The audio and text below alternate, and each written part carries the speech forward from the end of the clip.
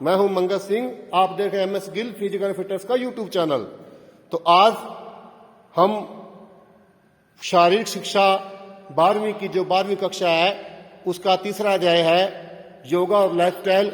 उसमें जो करेक्टिव आसन है कुछ बीमारियों के लिए दिए गए हैं, तो ओबेसिटी जो मोटापा है उस पर हम चर्चा करेंगे और उससे संबंधित आसन हम सीखेंगे। तो इन आसनों का प्रयोग सभी व्यक्ति कर सकते हैं जो मोटापे से ग्रस्त हैं, स्पेशली 12वीं कक्षा, क्योंकि उनके सिलेबस के अंदर है ये।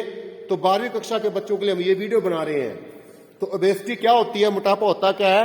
किसी व्यक्ति का अपने शरीर के भार से 20% अधिक भार होना ओबेसिटी कहलाता है। यानी कि अगर किसी व्यक्ति का जो कद है वो 5 फुट है और उसमें 50 किलो भार चाहिए था, लेकिन उसका भार हो गया 60 किलो, तो हम क्या कहेंगे कि उसका जो 10 किलो भार है वो एक्स्ट्रा हो चुका है। उसका जो 20% या उसका 60 किलो भार होना चाहिए था। अगर हम 12 फुट 1 फुट के हिसाब से 12 किलो मानते हैं, तो उसका जो भार है 10 से 12 आदर्श होता है 1 फुट हाइट के अंदर पर feet height 10 to 12 kg normal weight होता है। अगर उससे ज्यादा हो जाता है यानी कि उसका 72 किलो हो गया, यानी कि 6 दूनी 12, यानी कि उसका 20% अधिक हो चुका है, तो वो मोटापे से ग्रस्त है, उसको ओबेसिटी है। दूसरा जो नापने का तरीका होता है BMI के कैलकुलेट करते हैं। BMI कैलकुलेशन में क्या होता है, अगर किसी व्यक्ति का भार उसका BMI 18 से नीचे है यानी कि 19 से नीचे है, तो वो क्या है, कम भार, उसका भार जो आदर्श भार से कम है।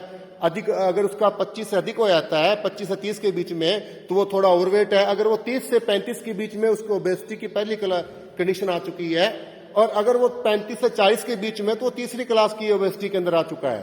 तो यानी कि अब उसको शुगर, BP, हार्ट फेलियर या दूसरी बीमारी होने के चांस रहते हैं। तो हम आज चर्चा करेंगे ओबेसिटी के ऊपर।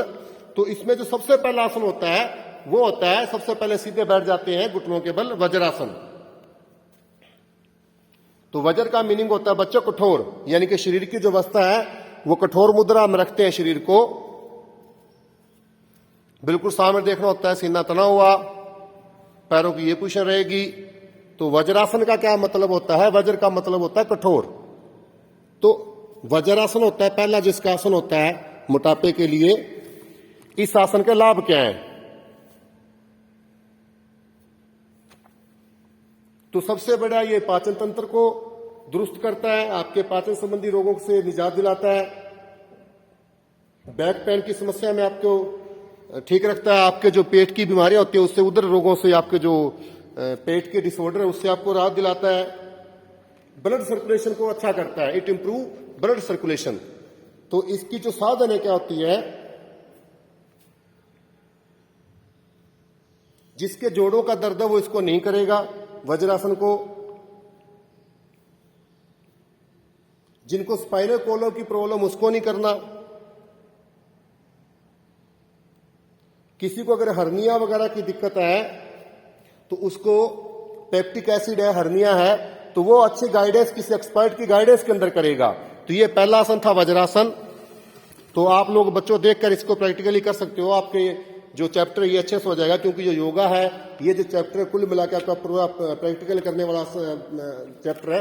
दूसरा जो आसन होता है वो होता है पादहस्तासन। सीधे खड़े हो जाएंगे सबसे पहले।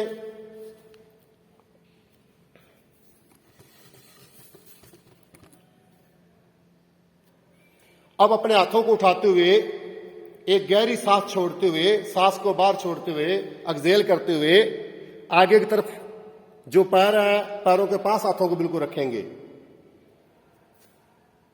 कोशिश करें जो आपका माथा है वो आपके घुटनों को टच हो। तो इस अवस्था में जब तक संभव हो बने रहे। ये पादहस्तासन है, मोटापे से निजात दिलाने के लिए दूसरा सबसे अच्छा आसन है। इसमें यह ध्यान रखना है, अगर किसी को बैक पेन है, बैक की इंजरी है, तो वो ये आसन नहीं कर सकता, क्योंकि जिसके बैक की कोई प्रॉब्लम होती है, कमर के दर्द होते हैं, उनको आगे हाथ झुकने वाले आसनों की मनाही होती है। तीसरा जो आसन हम करेंगे वो करेंगे त्रिकोण आसन। तो सीधे खड़े हो जाते हैं, पैरों को थोड़ा सा खोलते हैं। अब हमने क्या करना है, एक्सहेल करते हुए एक साइड बिल्कुल हमने सीधा झुक जाना है, दूसरा हाथ बिल्कुल ऊपर सीधा रहेगा। सीधा करो हाथ बिल्कुल बेटा। अपनी शरीर को त्रिकोण अवस्था में लेके आना है। तो ये त्रिकोणासन है।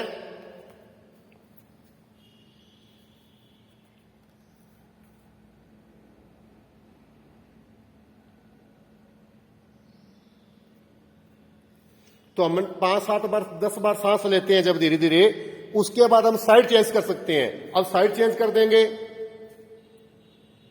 तो इस आसन को दोनों साइड लगा सकते हैं, त्रिकोणासन को।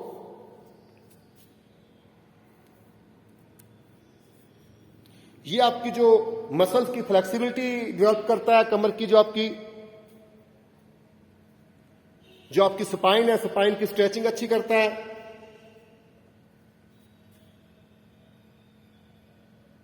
जो आपको अपचन है, इससे एक दूसरा आपका और फायदा है, जो आपके उदर के रोगों में जो आपको अपचन है, गैस की प्रॉब्लम, उससे आपको रिलीज रहेगा। स्ट्रेस और एंग्जाइटी को आपकी जो उसको दूर करेगा और ब्लड सर्कुलेशन को दुरुस्त करता है।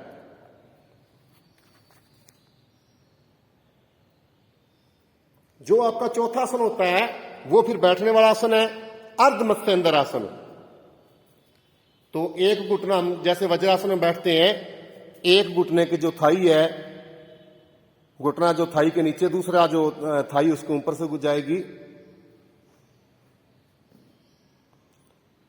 जो हाथ है उसको योग मुद्रा में रखेंगे, हाथ को सामने वाले हाथ को, दूसरा हाथ पीछे, और पीछे वाले हाथ की तरफ मुड़ जाना है, अपर बॉडी को मोड़ लेना है।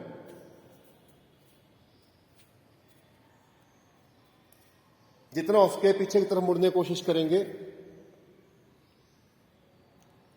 यह है आपका अर्ध मत्स्येंद्र आसन, जो आपका चौथा आसन था।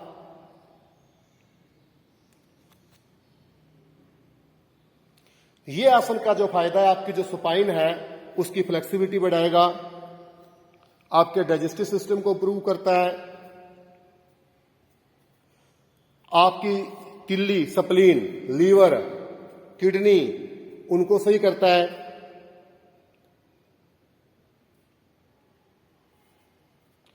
इसमें सावधानी क्या है, अगर आप कोई हार्ट की सर्जरी से या पेट की सर्जरी से आप अभी उठे हो तो आपको यह आसन नहीं करना। ड्यूरिंग प्रेगनेंसी भी इस आसन को नहीं करना। जो महिलाएं होती हैं, हमारी बहनें, माताएं बहनें हैं जो 2-3 महीने की प्रेग्नेंट है, वो भी इसको नहीं करेंगी। It must not be practice in case of person having spare spinal problem. अगर किसी को स्पाइनल प्रॉब्लम है तो भी नहीं करना, ज्यादा बड़ी को प्रॉब्लम है तब। तो ये जो थे हमारे ओबेसिटी के आसन थे। इसका जो नेक्स्ट इस लेसन का पार्ट है वो हमारा है, क्योंकि हम डायबिटीज पहले कर चुके हैं, डायबिटीज बाद में था। अब डायबिटीज के बाद में हम जो अगला इसका पार्ट है हमारा, वो अस्थमा और बैक पेन के हम तो वो बनाएंगे। तो उम्मीद करूंगा आप इन आसनों को देखकर, इन वीडियोज को देखकर, जो +2 क्लास के बच्चे मोटापे से ग्रस्त कोई भी हो, लेकिन क्योंकि +2 के सिलेबस में है तो आपको क्वेश्चन आएंगे इससे रिलेटेड। तो +2 वाले बच्चों के लिए, जो 12वीं कक्षा के बच्चे हैं, इससे फायदा उठा सकते हैं, क्योंकि ये जो टॉपिक है आपका कुल मिला के प्रैक्टिकल टॉपिक है। जब तक आपको अच्छे से प्रैक्टिकल नहीं करवाया जाएगा, आपकी समझ नहीं आएगा। धन्यवाद।